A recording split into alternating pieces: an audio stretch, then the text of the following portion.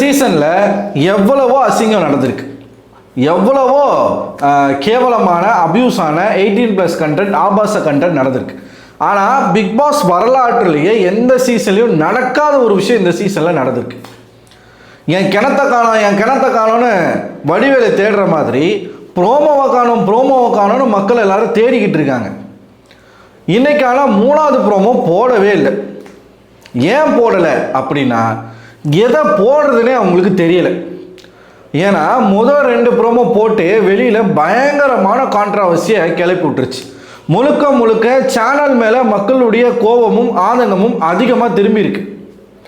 ஏன்னா நடந்த சம்பவங்கள் அந்த மாதிரி. இதில் 3வது ப்ரோமோ வேற நம்ம போட்டோம் அப்படின்னா சேனல் மொத்தமாக முடிஞ்சிடும். அதனால் ப்ரோமோவே போடாமல் இப்போ விஜய் டிவி என்ன பிளான் பண்ணிக்கிட்டு இருக்காங்க, என்ன வேலை பண்ணிக்கிட்டு இருக்காங்க அப்படின்னா அவசரமாக எடிட்டிங் பண்ணிக்கிட்டு இருக்காங்க. என்னத்தை எடிட்டிங் பண்ணிக்கிட்டு இருக்காங்க? கமருதீன், பார்வதி, சாண்ட்ரா இந்த 3 பேருக்கு நடுவில் நடந்த அந்த பிரச்சனையை சுருக்கி எதை காட்டணுமோ அதை மட்டும் காட்டலாம், சில விஷயங்களை காட்ட வேணாம் அப்படிங்கிறதுனால எடிட் பண்ண ஆரம்பிச்சிருக்கிறாங்களாம் பிக் பாஸ் டீம். இந்த கருமத்துக்காகத்தான் இன்னைக்கான 3வது ப்ரோமோ வெளியிடவில்லை. இன்னைக்கு அவ்வளவு சம்பவங்கள், அவ்வளவு விஷயங்கள் நடந்திருக்கு. அதாவது ஃபர்ஸ்ட் ப்ரோமோ நீங்கள் பார்த்தீங்கன்னா அந்த கார் டாஸ்க்கு நைட்டு தான் ஆக்சுவலாக நடக்குது. அதுக்கு முன்னாடி ஒரு டாஸ்க் நடந்துச்சு. அதை விஜய் டிவியில் போடல, யூடியூப் சேனலில், அதை ஜியோ ஹாட்ஸ்டாரில் போட்டிருக்காங்க. அது ஒரு குவிஸ் நடக்குது, சரிங்களா? ஸோ அந்த குவிஸில் யார் எத்தனை கேள்விகளுக்கு பதில் சொல்கிறாங்க, கடைசியில் யார்கிட்ட எவ்வளோ காயின் இருக்குது, அது அதிகமான காயின்ஸ் இருக்கிறவங்க தான் வின்னர். 9 பாயிண்ட் 8 பாயிண்ட் அப்படியே வருது. இதில் அரோரா அவர்கள் தான் 9 பாயிண்ட் எடுக்கிறாங்க, சாண்ட்ரா அவர்கள் 8 பாயிண்ட். இப்போது இந்த விளையாட்டு யாருக்குள்ளே இப்போ ரொம்ப நெருக்கமாக இருக்குது அப்படின்னு பார்த்தீங்கன்னா Sandra, Arora, Sabari first position, 2வது பொசிஷன் அரோரா, 3வது பொசிஷன் சாண்ட்ரா அண்ட் பார்வதிலாம் கீழே வராங்க. இப்போது சபரி 3 பாயிண்ட் எடுத்துட்டாலே அவருக்கு டிக்கெட்டு ஃபினாலே உறுதி. ஆனால் இங்கே என்ன ஆயிடுச்சுன்னா சாண்ட்ராவுக்காக சபரி கீழே இறங்கி போனதுனால அந்த வாய்ப்பை சபரி அவர்கள் தவற விட்டுறாப்புல. அதுக்கப்புறமா அந்த வாய்ப்பு யாருக்கு போயிடுச்சு? கடைசி வரைக்கும் அந்த கார் டாஸ்கில் இருந்து அரோரா அவர்கள் ஜெயிச்சிருக்காங்க. கிட்டத்தட்ட 16 மணி நேரத்துக்கு மேலே நைட் ஆரம்பித்து பகலில் 11-12 மணி வரைக்குமே அந்த டாஸ்க்கு போயிருக்கு. அரோரா அவர்கள் கடைசி வரைக்கும் அந்த காரில் உட்காந்துருக்காங்க. சீரியஸ்லி அரோரா கிட்ட இருந்து யாருமே எக்ஸ்பெக்ட் பண்ணலை. அவ்வளவு நல்லா விளையாடி இந்த டிடிஎஃப் அவங்க வின் பண்ணியிருக்காங்க. பேட் லக், சபரி அவர்களுக்கு பேட் லக், அவ்வளோதான் நம்ம சொல்ல முடியும். இதில் நம்ம சொல்கிறதுக்கு வேறு எந்த கருத்தும் இல்லை. சரி, இப்போ ப்ரோமோ போடாததுக்கான ரீசன் என்ன? 2 தருதலைகளை இந்த வீட்டுக்குள்ளே வச்சுருக்காங்க இல்லையா? அந்த 2 தருதலைகளால் தான் இன்றைக்கான ப்ரோமோவே கட் ஆயிருக்கு. இது எந்த சீசன்லையாச்சும் நடந்திருக்கா? ப்ரோமோ போடாமல் எந்த சீசன்லையாச்சும் இருந்திருக்காங்களா? ப்ரோமோ அப்படிங்கிறது தான் அந்த ஷோனுடைய உயிர் நாடியே. ஏன்னா அந்த ப்ரோமோ நல்லா இருந்தால் தான் அன்றைக்கி ஷோவே பார்ப்பாங்க மக்கள். அன்றைக்கான லைவை பார்க்குறதும் அன்றைக்கான எபிசோடை பார்க்குறதும் அந்த ப்ரோமோ பேஸ் பண்ணி தான். ஒரு படம்னு ஒன்று விட்டாங்கன்னா அதுக்கு டீசர் அப்படிங்கிறது ரொம்ப ரொம்ப முக்கியம். அந்த டீசர் நல்லா இருந்தால் தான் ட்ரெய்லரை பார்ப்பாங்க, அந்த ட்ரெய்லர் நல்லா இருந்தால் தான் படத்தை பார்ப்பாங்க. அந்த மாதிரி தான் இந்த பிக் பாஸ் நிகழ்ச்சிக்கு ப்ரோமோ அப்படிங்கிறது ரொம்ப ரொம்ப முக்கியம். ஸோ ப்ரோமோவே ஸ்கிப் பண்ணுற அளவுக்கு அங்கே என்னடா பர்ஃபார்மன்ஸ் பண்ணியிருக்காங்க அப்படின்னு நீங்கள் பார்த்தீங்கன்னா, அதாவது ஏற்கனவே நம்ம டிஸ்கஸ் பண்ண மாதிரி ப்ரோமோவில் நீங்கள் பார்த்த விஷயங்கள் நடக்க ஆரம்பிக்குது. சாண்ட்ரா அவர்களை பயங்கரமாக மென்டலி டார்ச்சர் பண்ணுறாரு கமருதீன். அதான் நான் போன வீடியோவில் சொன்ன மாதிரி வாடி போடி ஒத்தா இந்த வார்த்தைகள் பயன்படுத்துறது, செருப்பு பிஞ்சிரும், பொறுக்கி, நீ எல்லாம் ஒரு பொம்பளையா, இவ பெரிய அப்படின்ற மாதிரியான. ஏங்க 2 குழந்தைகளுக்கு தாய், வயசில் மூத்தவங்க, அது மட்டும் இல்லாமல் ஒரு பெண்களிடம் எந்த அளவுக்கு கண்ணியமாக நடந்துக்கணும் அப்படின்னு கமருதனுடைய வீட்டில் சொல்லி கொடுத்து வளர்க்கலன்னு நினைக்கிறேன். கமருதன் கூட பிறந்த அக்கா ஒருத்தவங்க இருக்காங்க. இதே அக்காவை எவனாச்சும் இந்த மாதிரி பேசினா கமருதன் என்ன பண்ணிட்டு இருப்பாரு? வாயில் விரல் வச்சுட்டு இருப்பாரா? இல்லையா? அப்போ நம்ம அக்கா வயசாகிற இன்னொருத்தவங்களுக்கு நம்ம என்ன மரியாதை கொடுக்குறோம்? நீங்கள் 2 பேரும் என்ன கூத்து பண்ணீங்களோ அதை தான் அவங்க விமர்சனமாக பண்ணியிருக்காங்க. அது உங்களுக்கு வலிக்குது அப்படின்னா நீங்கள் அதை தான் அந்த வீட்டுக்குள்ளே பண்ணியும் இருக்கீங்க, கரெக்டா?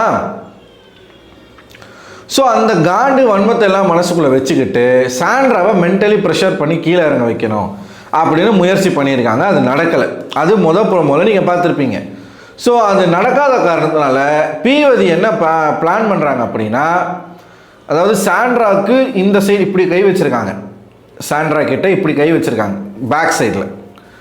அப்போது 2 பேரும் பேசிக்கிட்டு, ஆக்சுவலாக நான் ஃபர்ஸ்ட் வீடியோவில் கமருதன் ஃப்ரண்ட் சீட்டில் உட்காந்தாருன்னு சொல்லிட்டேன். இல்லை, 2 பேரும் பக்கத்தில் தான் உட்காந்துட்டு இருக்காங்க. அந்த காருக்குள்ளே உட்காந்துக்கிட்டு ரொமான்ஸ் பண்ணிக்கிட்டு இருக்காங்க 2 பேரும்.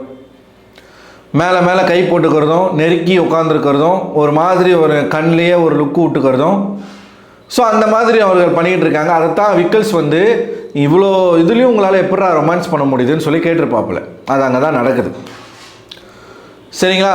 ஸோ இந்த ஒரு விஷயத்துக்கு அப்புறமா தான் இவங்க என்ன பண்ணியிருக்காங்க, இவளை ட்ரிகர் பண்ணுறது மூலமாக வந்து வெளியில் குதிக்கலை. அதனால் நம்ம என்ன பண்ணிடுவோம், கார் கதவை திறந்து, கார் கதவு கையில் தான் இருக்குது பார்வதிக்கு, கதவை திறந்து வெளியில் அனுப்பிடலாம், தள்ளி விட்டுறலாம் அப்படின்னு சொல்லி பிளான் பண்ணி தள்ளி விட்டாங்க. தள்ளி விட்டதில் சாண்ட்ரா அவர்களுக்கு ஆல்ரெடி அவங்க இருந்த டிப்ரெஷனுக்கு பேனிக் அட்டாக்கே வந்துட்டுருக்கு, மயக்கம் போட்டு விழுந்துட்டுருக்காங்க. உடனடியாக மருத்துவர்கள் வர வைக்கப்பட்டிருக்காங்க. அங்கே வந்து மருத்துவர்கள் வந்து சிகிச்சை பண்ணியும் அது வந்து குணமாகலை. அப்படிங்கிறதுனால உடனே ஆம்புலன்ஸ் வர வைக்கப்பட்டு கீழ்ப்பாக்கம் ஹாஸ்பிட்டலுக்கு கொண்டு போயிருக்காங்க. கொண்டு போய் ஒரு 2-3 மணி நேரத்தில் மறுபடியும் வீட்டுக்கு வந்துடுறாங்க சாண்ட்ரா அவர்கள். வந்த சாண்ட்ராவை ஒரு பக்கம் விக்கல்ஸு, சபரி இவங்கெல்லாம் வந்து கன்சோல் பண்ண ட்ரை பண்ணியிருக்காங்க. டாஸ்க்குள்ளே நடந்த விஷயங்கள்லாம் நீங்கள் 2வது ப்ரோமோவில் பார்த்துருப்பீங்க. சாண்ட்ரா அவர்கள் மருத்துவமனைக்கு சென்ற பிறகு விக்கல்ஸ் விக்ரம், சபரி, திவ்யா கணேஷ் இந்த 3 பேரும் கமருதனையும் அந்த பீடையையும் போட்டு போலன்னு பொழகிறாங்க. லிட்ரலாக விக்கல்ஸ் வந்து சண்டைக்கு கூப்பிட்றாப்புல, கமருதன் எனக்காக நான் வந்து குரல் கொடுப்பேன், அம்மான்னு சொன்னீல அப்படின்னு வந்து கமருதன் கேட்கும்போது, அப்படிப்பட்ட ஒரு அம்மாவை தாண்டா நீ கீழே தள்ளி விட்டுருக்க அப்படின்னு சொன்னாங்க. பார்வதியை நறுக்குன்னு ஒரு கேள்வி கேட்டாப்புல. அவள் ஜெயிக்கிறதுக்காக அவள் சாண்ட்ராவை தள்ளி விட்டால 10 நிமிஷத்தில் மறுபடியும் உன்னை அவள் தள்ளி விடுவா. கரெக்டு, பீவதி செய்யக்கூடிய ஆள் தான். ஆக மொத்தத்தில் இவங்க 2 பேரும் சண்டை போடும்போது இவங்களுக்கு ஆதரவாக போய் நின்று அத்தனை பேரும் கேனாயர்களாக மாறியிருக்கிறாங்க. புரியுதுங்களா? அத்தனை பேரும் பைத்தியமாக இருக்கிறாங்க, ஜோக்கஸாக மாறி இருக்காங்க. எல்லாரும் முட்டாளாக்கிட்டு இவங்க மட்டும் நல்லா சொகுசாக குஜாலா காஜி பண்ணிட்டு சுற்றிக்கிட்டு இருக்காங்க. இப்போது வீட்டுக்குள்ளே இது நடக்குதா? வெளியில் எனக்கு நல்லாவே தெரியும் இந்த பீவதியுடைய ஃபேன்ஸ் வந்து பயங்கரமாக இதுக்கு முட்டு கொடுப்பாங்கன்னு சொல்லிட்டு. அவனுங்க இப்போ எப்படி முட்டு கொடுக்க ஆரம்பிச்சிருக்கானுங்க அப்படின்னு பார்த்தீங்கன்னா, இப்போ நம்ம வந்து வெயிட் பண்ணி தான் பார்க்கணும். லைவ் வர வரைக்கும் நம்ம வெயிட் பண்ணிடணும். டாஸ்க்குக்காக பார்வதி தள்ளி விட்டாங்களா, இல்லை சாண்ட்ரா வந்து அவங்கள பொறுக்கி அது இதுன்னு சொன்னதுனால அந்த கோவத்தில் ட்ரிகர் ஆகி தள்ளி விட்டாங்களா? இப்போ டாஸ்க்குக்காக தள்ளி விட்டுருந்தாங்கன்னா அது வந்து நம்ம விமர்சனமே பண்ண முடியாது, அது டாஸ்க்கு. ஏன்னா மலையாள பிக் பாஸில் அந்த மாதிரி நடந்திருக்கு. ஒருவேளை இவங்க பேசுறதுக்காக அவங்க தள்ளி விட்டுருந்தாங்கன்னா அப்போ தான் அது வந்து நம்ம வந்து அது கொஞ்சம் சீரியஸான ஒரு இஷ்யூவாக மாறும். இப்படி முட்டு கொடுத்துக்கிட்டு இருக்கானுங்க. இன்னும் சிலர் என்ன பேசுகிறாங்கன்னா, சாண்ட்ரா மட்டும் வாய்க்கு வந்ததெல்லாம் பேசுனாங்கல்ல, அப்போ பார்வதி பேசுறதுல தப்பு இல்லையே, அப்போ கமருதன் பேசுறதுல தப்பு இல்லையே. இன்னும் சிலர் என்ன பேசுகிறாங்கன்னா, ஏங்க இவங்க மட்டும் குரூப் சேர்த்து விளையாடுறாங்க, கில்லர் காயின் டாஸ்க்லாம் குரூப்பிசம் பண்ணி விளையாண்டாங்க, ஒவ்வொருத்தரும் அவுட் ஆக்குனாங்க. அப்படி எல்லாரும் குரூப் சேரும்போது பார்வதியும் கமருதன் மட்டும் ஏன் குரூப் சேர்ந்து விளையாடக்கூடாது? டேய், இல்லை நீங்கள் வயிற்றுக்கு சோறு தான் திங்கிறீங்களா, இல்லை பார்வதி திங்கிற மாதிரி பீ ஏதாச்சும் திங்கிறீங்களா, மாட்டுக்கோமி எதெல்லாம் குடிக்கிறீங்களா? எனக்கு புரியலையே. ஏண்டா அதுவும் இதுவும் ஒன்றாடா, அந்த செருப்பு இந்த செருப்பு ஒன்றாடா? ஒருத்தவங்கள அசிங்கமாக பேசுறது, ஒருமையில் பேசுறது, இதுவும் குரூப்பாக சேர்ந்து விளையாடுறது ஒன்றா? எப்படா எல்லாத்தையுமே நியாயப்படுத்துறீங்க?